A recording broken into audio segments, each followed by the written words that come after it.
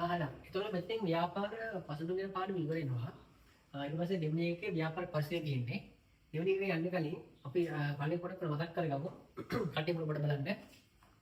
දෙවෙනි ව්‍යාපාර සංකල්පය නේද? ව්‍යාපාර කියන්නේ මොකද්ද? අපිට කලින් කතා කරා ව්‍යාපාර පොත ආරම්භුනේ. භාණ්ඩ ගොමාරු කරගෙන නේද? ඊට ඒ වගේ අපි භාණ්ඩ වල විගල කතා කරා. ඒ කියන්නේ එතකොට භාණ්ඩ වල විගල බිඳවට උනා. අයිය බිඳවට කතා කරා. එතන මුදල් කියන ඒකයි පැමිණියක් කතා කරා නේද? ඊට පස්සේ ව්‍යාපාර කියන්නේ මොකද කතා කරා? ව්‍යාපාර කියන්නේ මොකද්ද? මේ අවශ්‍යතාව වුණා තෘප්තිමත් කරන ඕනෑම කටයුත්තක් ඕනෑම ක්‍රියාවක් ව්‍යාපාරයක් වෙනවා. හරි. ඊට පස්සේ අපි කතා කරා බලන්න ව්‍යාපාරික කර්ම. ව්‍යාපාරික කර්ම දෙකක් තියෙනවා. පළවෙනි එක ලාභය පීම, දෙවෙනි එක මොකද? පාරිභෝගික තෘප්තිය ඉහළ නැංවීම.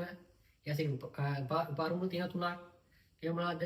භාණ්ඩ සේවල ගුණාත්මක නැංවීම, රැකියාව උත්පාදනය, සේවා සුබසාධනය, අන්නේ කටයුතු තුන තියෙනවා. ඊට පස්සේ අපි ආවා පාරිභෝගික අවශ්‍යතා හමුවත් වුමනාවලට. පාරිභෝගික අවශ්‍යතා කියන මොනවද? නිසා ඊවත් වෙනදා අනිවාර්ය සප්‍රායෝජිත යුතු දැන් එයාසේ වුමනා කියන්නේ ඒ මිස අවශ්‍යතා හඳුනා ගන්න විවිධ ආකාර විවිධ ස්වරූප විලා කතා කරා. ඊට පස්සේ නිෂ්පාදන ව්‍යාපාරවලට අපි ආවා. නිෂ්පාදන ව්‍යාපාර ක්‍රස් දෙක බෙදලා නිෂ්පාදන ස්වභාවය අනුව පළවෙනි එකක් වෙච්ච මොකද? භාණ්ඩ නිෂ්පාදන ව්‍යාපාර. දෙවෙනි එක සේවා නිෂ්පාදන ව්‍යාපාර විදියට බෙදලා. ඊට පස්සේ භාණ්ඩ නිෂ්පාදන ව්‍යාපාර කියන්නේ මොකද්ද? අපි කියන හැඳුන්වනවා මොකක්ද නිෂ්පාදන ව්‍යාපාර කියන්නේ? මිනිස් අවශ්‍යතා හමුන තෘප්තිමත් කරන බෞද්ධ පැක්ම සහිත දෑ භාණ්ඩ කතා කරා. සේවා කියන මොකද කතා කරා. මිනිස් අවශ්‍යතා හමුන තෘප්තිමත් කරන ඕනෑම ක්‍රියාවක් මොන කටයුත්ත සේවාවක් වෙනවා. ඊට අපි අන්තිම කොටසට ආවා. අල්බති පාර්ශව.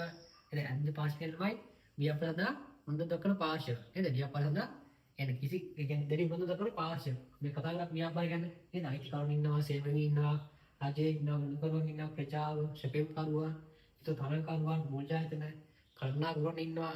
ඇයි ඒගොල්ලෝ උනත් දක්වන අපි කතා කරා. අන්න ඒ විදිහට පළවෙනි පාඩම මේ විදිහ වැඩ කරලා තියෙන්නේ. ඊට පස්සේ අපේ දෙවෙනි පාඩමට ව්‍යාපාර පරිසරය හරි මෙතනින් පරිමාණ අඳුර වෙනවා.